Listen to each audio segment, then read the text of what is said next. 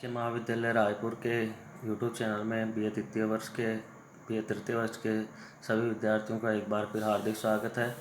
तो हम पिछली कक्षा में मेवाड़ का इतिहास पढ़ रहे थे और मेवाड़ के इतिहास के अंतर्गत कुंभा का इतिहास हमने पढ़ा था। आज इस कक्षा में हम महाराणा सांगा के बारे में अध्ययन करेंगे। महाराणा सांगा जिनका पूरा नाम महाराणा संग्राम सिंह, जिनका शासन मेवाड़ में 1509 से लेकर 1528 तक रहा। उदयपुर में सिसोदिया राजपूत राजवंश के राजा थे तथा राणा रायमल के सबसे छोटे पुत्र थे। राणा रायमल के सबसे छोटे पुत्र थे। इनके पहले जो शासक हुए वो थे राणा रायमल के पुत्र थे। रायमल के 3 पुत्र थे और तीनों कौन कौन थे? पहला कुंवर पृथ्वीराज, दूसरा जगमाल और तीसरा महाराणा सांगा। तीनों पुत्रों में मेवाड़ के सिंहासन के लिए संघर्ष प्रारंभ हो गया। तीनों ही पुत्र थे रायमल जी के, तो तीनों ही मेवाड़ की गद्दी प्राप्त करना चाहते थे। परंतु हुआ क्या कि एक भविष्यवाणी करता था कोई व्यक्ति, उसने भविष्यवाणी की कि महाराणा सांगा का मेवाड़ का शासक बनने का योग प्रबल है। ऐसी स्थिति में कुंवर पृथ्वीराज और जगमाल, ये दोनों जो भाई थे, ये दोनों भाई सांगा के ऊपर आक्रमण कर देते हैं और सांगा को मौत के घाट उतारना चाहते हैं। परंतु सांगा किसी प्रकार यहाँ से बचकर अजमेर पलायन कर जाता है। तब सन 1509 में अजमेर के करमचंद पंवार की सहायता से महाराणा सांगा मेवाड़ का राज्य प्राप्त करता है। और आपको बता दें, यह करमचंद पंवार थे ना भाई, इनके साथ ये काफ़ी समय तक रहते हैं और ये श्रीनगर में रहते हैं। अजमेर के पास श्रीनगर है, वहाँ पे ये काफ़ी समय बिताते हैं अपने दोनों भाइयों कुंवर पृथ्वीराज और जगमाल से बचकर।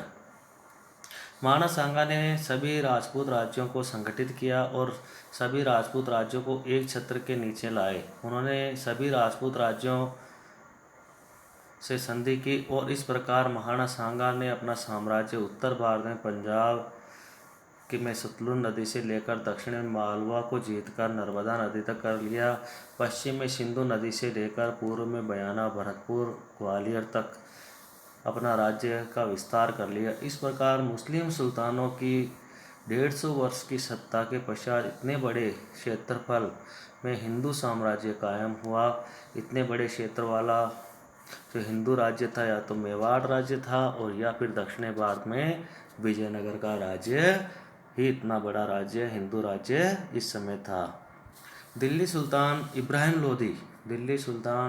लोधी को महाराणा सांगा पराजित करते हैं 2 बार, खातौली के युद्ध में और बाड़ी के युद्ध में 2 बार परास्त किया। और गुजरात के सुल्तान को भी इन्होंने पराजित किया, मालवा के सुल्तान को भी इन्होंने पराजित किया। बाबर को खानवा के युद्ध में पूरी तरह परास्त, जब बाबर और महाराणा सांगा के बीच में जो अंतिम निर्णायक लड़ाई हुई थी महाराणा सांगा की, वो हुआ खानवा का युद्ध। और खानवा के युद्ध में बाबर द्वारा ये पराजित हो जाते हैं। इस पर महाराणा सांगा ने भारतीय इतिहास में एक अमिट छाप छोड़ी। 16वीं शताब्दी के सबसे शक्तिशाली शासक थे। इनके शरीर पर, क्योंकि इन्होंने बहुत सारे युद्ध लड़े और बहुत बहादुरी से लड़े, तो इनके शरीर पर लगभग 80 घाव थे। कितने घाव? 80 घाव। इसलिए कुछ इतिहासकार तो इनको कहते हैं कि यह एक सैनिक का भग्नावशेष है। क्या कहा? सैनिक का भग्नावशेष। इन्होंने हिंदू पद की उपाधि धारण की। इतिहास में इनकी गिनती महानायक और वीर के रूप में की जाती है। महाराणा संग्राम सिंह महाराणा कुंभा के बाद बहुत सबसे शक्तिशाली शासक थे। मेवाड़ में सबसे महत्वपूर्ण शासक है। इन्होंने अपनी शक्ति के बल पर मेवाड़ साम्राज्य का विस्तार किया। इसके तहत राजपूतों के सभी राजाओं को संगठित किया। इन्होंने सभी राजपूताना के जितने भी राजा थे सबको संगठित किया। रायमल की मृत्यु के बाद 1509 में महाराणा सांगा मेवाड़ की गद्दी पर बैठते हैं, मेवाड़ के महाराणा बनते हैं। सांगा ने अन्य राजपूत सरदारों के साथ सत्ता का आयोजन किया। महाराणा सांगा ने मेवाड़ में 1509 से 1528 तक शासन किया, जो आज भारत के राजस्थान प्रदेश में स्थित है। महाराणा सांगा ने विदेशी आक्रमणकारियों के विरुद्ध सभी राजपूतों को एकजुट किया। महाराणा सांगा सही मायने में एक बहादुर योद्धा व शासक थे, जो अपनी वीरता उदारता के लिए बहुत प्रसिद्ध थे। इन्होंने दिल्ली के सुल्तान इब्राहिम लोदी, गुजरात, मालवा के मुग़ल या मुस्लिम जो शासक थे उनको पराजित किया और उनसे मेवाड़ की रक्षा इन्होंने की। उस समय वह सबसे शक्तिशाली हिंदू राजा थे। फरवरी 1527 में खानवा के युद्ध से पूर्व बयाना के युद्ध में सांगा ने मुग़ल सम्राट बाबर की सेना को भी परास्त किया और बयाना का किला जीत लिया। खानवा की लड़ाई में असंख्य मेवाती राणा जी के सेनापति थे। युद्ध में राणा सांगा के कहने पर राजपूत राजाओं ने पाती पेरवेन परंपरा का निर्वहन किया और बयाना के युद्ध के पश्चात 17 मार्च 1527 को खानवा के मैदान में राणा सांगा घायल हो गए। ऐसी अवस्था में राणा सांगा पुनः बसवा लाए गए और सांगा की 30 जनवरी 1528 को मृत्यु हो जाती है।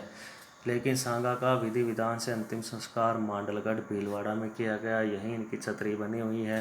तो ये ध्यान रखना भाई, महाराणा सांगा की मृत्यु तो होती है बसवा में, कब 30 जनवरी 1528 को, और इनकी जो समाधि स्थल है वो है मांडलगढ़, जहाँ इनका अंतिम संस्कार किया। मांडलगढ़ वर्तमान भीलवाड़ा जिले में। एक विश्वासघाती के कारण बाबर ने से युद्ध हारे, लेकिन अपने शौर्य से दूसरों को प्रेरित किया। उनके शासन में मेवाड़ अपनी समृद्धि के सर्वोच्च ऊंचाई पर था। एक आदर्श राजा की तरह उन्होंने अपने राज्य की रक्षा तथा उन्नति की।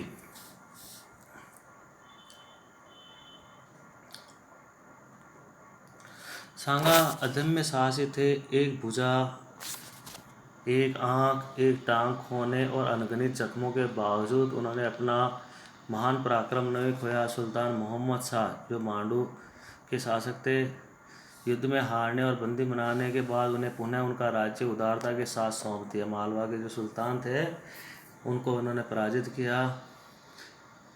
महमूद द्वितीय थे, उनको पराजित किया और उन्हें उनका राज्य वापस दे दिया। खानवा की लड़ाई में राणा जी को लगभग 80 घाव लग गए। ऐसे राणा सांगा को सैनिक का भग्नावशेष भी कहा जाता है। बाबर ने अपनी आत्मकथा में लिखा कि राणा सांगा अपनी वीरता और तलवार के बल पर अत्यधिक शक्तिशाली हो गया। वास्तव में उसका राज्य चित्तौड़ में था। मांडू के सुल्तान के राज्य के पतन के कारण उसने बहुत सारे स्थानों पर अधिकार जमा लिया। उसका मुल्क 10 करोड़ की आमदनी थी। उसके मुल्क की या उसके राज्य की आमदनी कितनी थी? 10 करोड़। उसकी सेना में 1 लाख सवार थे। उसके साथ 7 राव और 104 सरदार थे। उसके 3 उत्तराधिकारी भी, यदि वे ऐसे वीर और योग्य होते तो मुगलों का हिंदुस्तान में पैर नहीं जमा पाते। तो ये महाराणा सांगा थे जो बड़े वीर थे, जिन्होंने बाबर से संघर्ष किया। हालांकि वो पराजित हो गए, परंतु उन्होंने जब तक वो रहे उन्होंने अपने मेवाड़ साम्राज्य, जो मेवाड़ का राज्य था, उनका विस्तार इन्होंने किया। इसी के साथ आज का हमारा ये अध्ययन का विषय समाप्त होता है।